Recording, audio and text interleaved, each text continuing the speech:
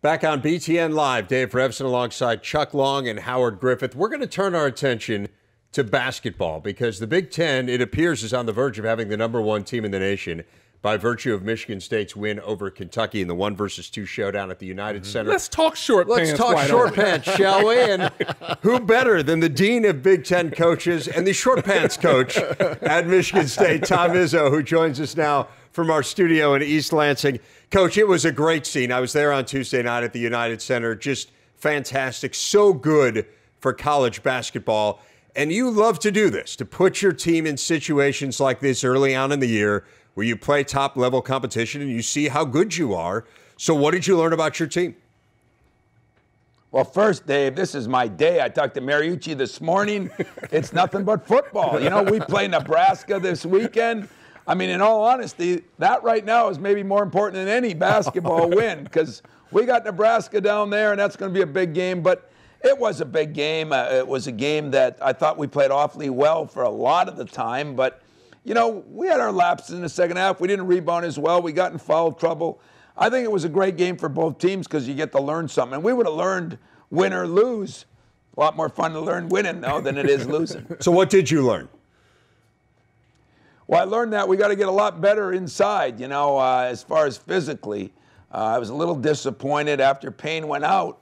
Now, we had to put Dawson in there a much smaller four-man, and that hurt us a little bit. But, you know, they were beasts in there. That was the biggest team we'll play all year, I'm sure. And they were very good at it, and they made some incredible shots in the second half. But, you know, we got to do a better job of that if we're going to compete at the level we want to compete at. You are always so focused on March, Coach, and getting this team to peak at the right time. So now you've come out, you beat #1. You, in all likelihood, will be #1. So what's your message to your team now when all of a sudden at the very beginning of the year, you're at the top? Well, Chuck and Howard can remember back to their playing days, you know. You win a big game like that, the next practice the coach tells you haven't done a damn thing. You know, that's the way it works. And we're going to continue to do that. But I think what's key, and a lot of people asked me in the room after the game, you know, Kentucky's going to get a lot better. Do you think they're going to get a lot better? And Kentucky's definitely going to get a lot better. But trust me when I say this, Michigan State's going to get a lot better too. We're going to get those 6th, 7th, 8th men inside to get better. Gary Harris had a very good first half. You're going to have a better second half. Adrian Payne's got to learn to stay out of foul trouble. So I think Kentucky's going to get a lot better, but I do think Michigan State's going to get better. And that's what the next couple of weeks are. Now, can we handle a little success of winning a big game? I'm hoping the maturity will do that. But this day of, you know, social media, there's so many people bombarding these kids. We got to be the opposite in some ways. Coach, you've had a long, distinguished career at Michigan State. Congratulations.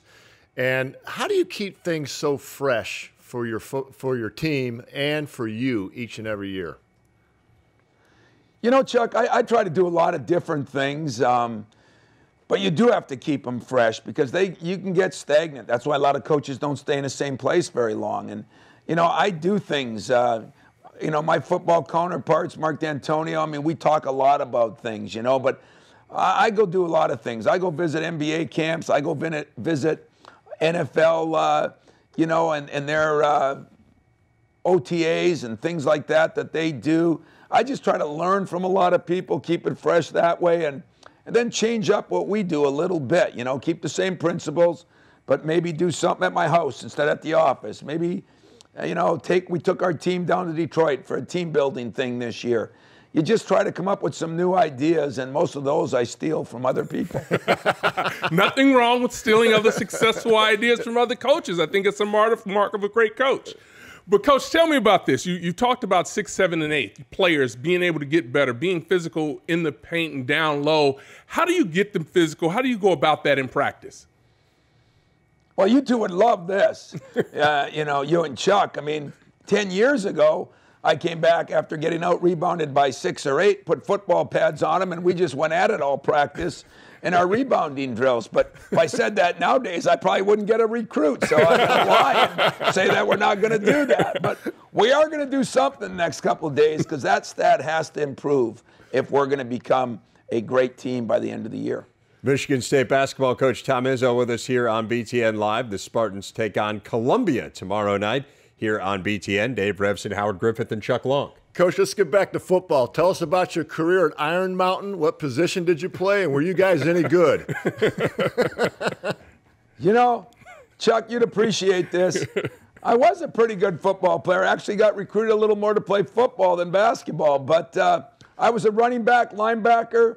Mariucci was the quarterback. End of the game, I was the backup quarterback because we always had big leads. You know, on the bottom of the pile when you're just taking a ball and falling down, it beat the heck out of the guy. The coach said, we can't get Mariucci hurt. Put Izzo in there. Let him get hurt. So we had a pretty good team. You know, Steve went on to win a national championship at Northern. I actually played a little spring ball up there. But I always loved football. It's just one of those sports that I could watch morning, noon, and night. Coach, how does this team compare at this particular point as some of your teams that you've been able to take to the Final Four? You know, Draymond Green said something, Howard, this past summer. He was working out with our guys in the weight room, and he says, Coach, this would be a team I'd love to play with. Mateen Cleaves comes back all the time. Magic has been back a lot, you know, and there are some intangibles that we have, meaning we have good chemistry. We have guys that spend a lot of time not only in the weight room, but on the court all summer. You know, everybody thinks everybody loves the game. As you guys know, not everybody loves it, and you have to love it if you're going to play at the elite level. And so we have some characteristics that are there. We have some deficiencies yet that we have to get better at, and we will. But this team has great chemistry. We have good athletes. We have versatile players where we can play big and small. And that gives you a chance as the year goes on. Coach, there were really two stories coming out of Tuesday night at the United Center. The first one was how well your team played. The other one was all the outstanding freshmen who were on display. You talked about how good Kentucky was inside, obviously, with Julius Randle. You had Andrew Wiggins playing for Kansas, Jabari Parker for Duke. Is the fact that so many people are fixated on the youngest players in the game, in your mind, is this good for college basketball? You know, Dave, in my mind, it's not. I mean, you come out of a game like that. I mean, Duke had one freshman playing a lot, and then they had some veterans, and Kansas had one playing a lot. They had some veterans, and we had one that played a little, and we had some veterans. And yet I think you get fixated on Kentucky because of the 5, 6, 7 freshmen or sophomores, and they deserve it. I'm not saying that, but there's a lot more to the game than that. And there's a lot of good players that were on the floor the other day, and I think we got a little caught up in the freshmen, and yet those are some super freshmen. I mean, I recruited Jabari. I love Jabari. I think before it's over, he still may end up the best of the bunch because he was hurt his whole senior year. He's going to keep getting better in leaps and bounds. But all three guys are worthy of that, but I still think if we start fixating on an individual instead of those teams, I'm not sure that's good for any sport, to be honest. Well, you talk about individuals versus the team concept. I mean, it struck me in watching that game that your game was a really good team that happens to have very good individuals against a collection of individuals who were very good. And as you said, maybe Kentucky will be better at the end of the year. But how much do you think that helped you, the experience? Well, I think it helped a lot. I mean, I think any of those guys would agree when you play on a freshman-oriented team or compared to a one that's laden with, you know, a lot of upperclassmen or even sophomores, juniors, seniors, someone that can show you the ropes. Kentucky's going to get a lot better before the end of the year. The job for the rest of us that have more veteran teams, are we going to get a lot better? Because if you're staying still, you're not going to be good enough whether you're freshman, sophomore, junior, or seniors. And that's kind of the mark right now. They're going to get better.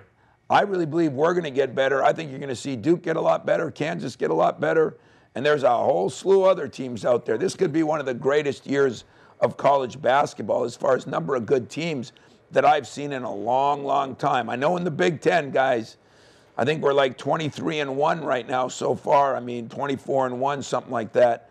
Our league is going to be really, really good, and so many good teams that have just as good a chance to do something special as the Spartans. It definitely feels like it's going to be a big year nationally and here in the Big Ten as well. And as always, Michigan State on the forefront of that. Look forward to seeing the Spartans on BTN against Columbia tomorrow night. Coach, always a pleasure. Thanks a lot for your time.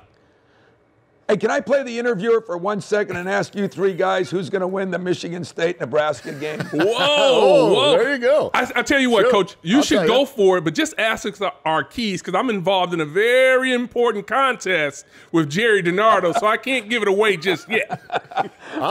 I'll Yeah, tell, yeah. I'll You tell you, used to Coach. be an athlete. Now you're a politician. I'll tell you, Coach, I picked you guys from the summer. I said Michigan State's That going is to true. win the Legends all the way back in July. So I've been with you all the way. That was your days back with the Lions, Chuck. We appreciate that. What do you got for us, Coach? What do you got? Shoot those questions our way. That was it. That was the I got the question. Spartans, baby. You got the I Spartans got all the way? Spartans. Tell me why. Yep. Tell me why outside of that's your employer. Because the same reason I pick every sport this way. Best defenses usually have the best chance to win championships. You guys got to admit our defense is really, really good, and our offense is starting to make some progress. So those two things together, I think we're due. See, this is what I'm talking about. Short pants coaches that understand the football game. I love it. No wonder you're so successful, Coach. Coach, great stuff. Thanks, It's guys. interesting how similar the philosophies are. Michigan State football, Michigan Yeah. State basketball all starts with defense. Tom Izzo, head coach of the Spartans. Thanks, Coach. Thanks, guys.